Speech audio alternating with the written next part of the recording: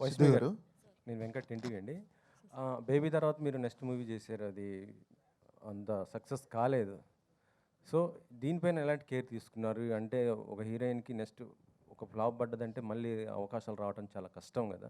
So దీన్ని ఎలా చూస్ చేసుకున్నారు?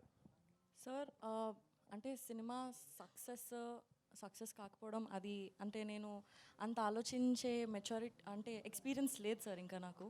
బేబీలో నేను క్యారెక్టర్ వరకు చూశాను, ఆ సెకండ్ సినిమాలో కూడా క్యారెక్టర్ వరకు చూశాను. అది నాకు చాలా ఇంట్రెస్టింగ్గా, చాలా స్కోప్ ఉన్నట్టుగా అనిపించింది. ఇందులో కూడా నేను అదే చూశాను, నా క్యారెక్టర్ చాలా ఇంట్రెస్టింగ్గా, చాలా స్కోప్ ఉంది అండ్ పర్ఫామ్ చేయడానికి నాకు చాలా ఎక్సైటింగ్ అనిపించింది. సో నేను మోస్ట్లీ క్యారెక్టర్ పైనే నేను సెట్ అవుతానా, నన్ను నేను చూసుకోగలుగుతానా అండ్ నేను బాగా చేయగలుగుతాను అన్న దానిపైనే ఫోకస్ సార్. బేబీ ప్రొడక్షన్స్లోనే మళ్ళీ మీకు ఆనంద్ గారికి సినిమా అన్నారు, కానీ మళ్ళీ ఇంతవరకు ఏం అప్డేట్ లేదు, ఏంటి? అది అన్ఫార్చునేట్లీ అది ముందుకు వెళ్ళలేదు సార్. బట్ మేబీ ఫ్యూచర్లో ఇంకా ఏదైనా వస్తే I'm looking forward to do.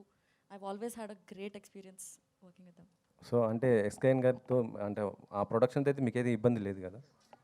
ఉందని ఎవరు చెప్పారండి? అంటే మొన్న దాంట్లో కొద్దిగా సోషల్ మీడియాలో అయితే ఇదే వైష్ణవి గారిని ఇలా అన్నారు అనేసి కొంత ఇదైతే అయింది. అదే చెప్తున్నాను, ఎవరిని అన్నారో మరి నాకు తెలీదు. బట్ ఏదైతే బయటికి వచ్చిందో న్యూస్, దానికి ఆన్సర్ చేయడానికి ఒక వీడియో చేసి పెట్టారు.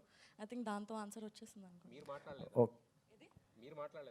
ఆయన నన్నేం అనలేదు కదండి. సిద్ధు గారు. అదే సార్ సిద్ధు గారు, సిద్ధు గారు. సార్